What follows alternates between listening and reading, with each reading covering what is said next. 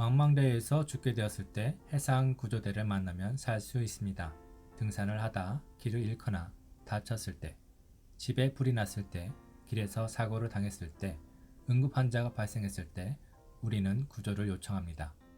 일상생활에서 우리가 경험하는 구원입니다. 상황이 절망적일수록 구원의 필요성은 더욱 커집니다. 구원은 성경의 핵심 주제 중에 하나입니다. 우리 주님은 구원자이십니다. 하나님은 구원의 하나님이십니다. 하나님은 이 땅에 잃어버린 자를 찾아오셨습니다. 마귀에게 사로잡혀 죄와 사망의 노예로 살아가는 자들에게 말씀하십니다. 내가 빚 다 갚았다.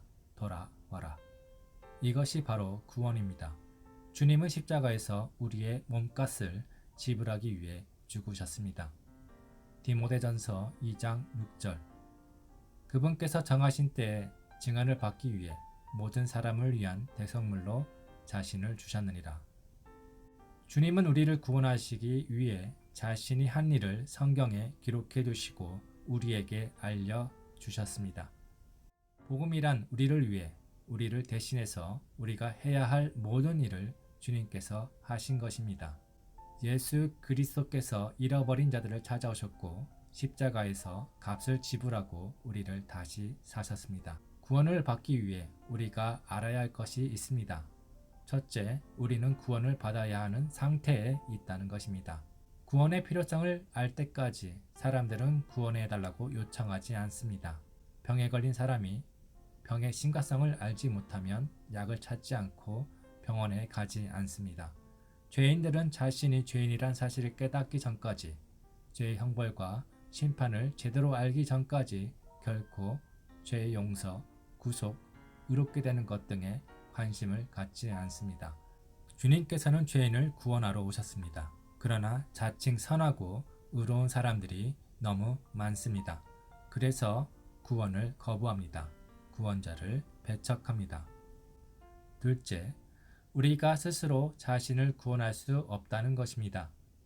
대부분의 사람들이 자신의 죄의 문제를 스스로 해결할 수 있다고 생각합니다. 금욕, 고행, 선행, 자선, 종교적인 깨달음 등으로 변화를 꾀할 수 있다고 생각합니다. 그래서 성경이 제시하는 구원이 아닌 나름대로의 방법을 추구합니다.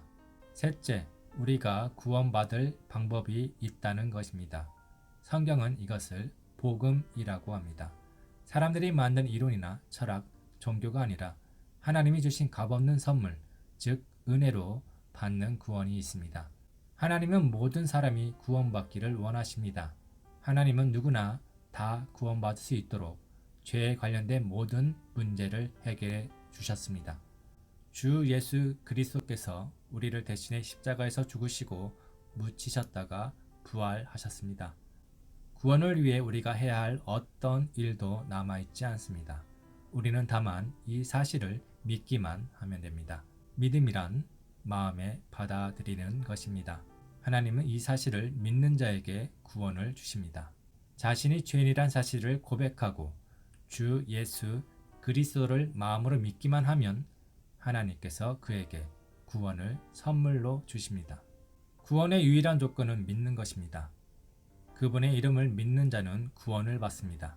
요한복음 1장 12절에 그분을 받아들인 자, 곧 그분의 이름을 믿는 자들에게는 다 하나님의 아들들이 되는 권능을 그분께서 주셨으니, 하나님의 아들들이 되는 권능은 먼 미래에 주시는 것이 아니라 믿는 자들에게 이미 주셨습니다. 누가 영원한 생명을 얻습니까? 그를 믿는 자입니다. 요한복음 3장 15절. 이것은 누구든지 그를 믿는 자는 멸망하지 않고 영원한 생명을 얻게 하려 함이니라. 노력하는 자, 애쓰는 자, 성실한 자, 인격이 고매한 자가 아닙니다. 하나님은 믿는 자에게 영원한 생명을 얻게 하십니다. 구원에는 조건이 없다고 하지만 구원에는 믿어야 한다는 조건이 있습니다. 다만 제한이 없습니다. 성경은 누구든지 그를 믿는 자는 이라고 말함으로써 남녀노소, 인종, 민족, 국가, 빈부귀천, 지위고하, 종교를 불문합니다.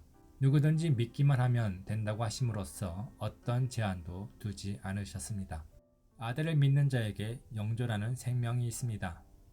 요한복음 3장 36절.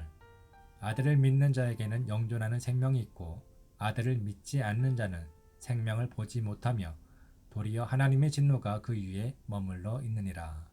예수님이 단지 사람이 아니라 하나님의 아들, 즉 하나님께로부터 나신 사람, 하나님이 사람이 되신 분임을 믿는 자는 영존하는 생명이 있습니다.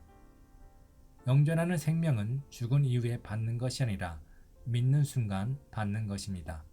저 하늘에 있는 것이 아니라 지금 이 땅에서 받아 살아야 하는 생명입니다. 믿는 자에게 있는 것은 영존하는 생명입니다. 요한복음 5장 24절.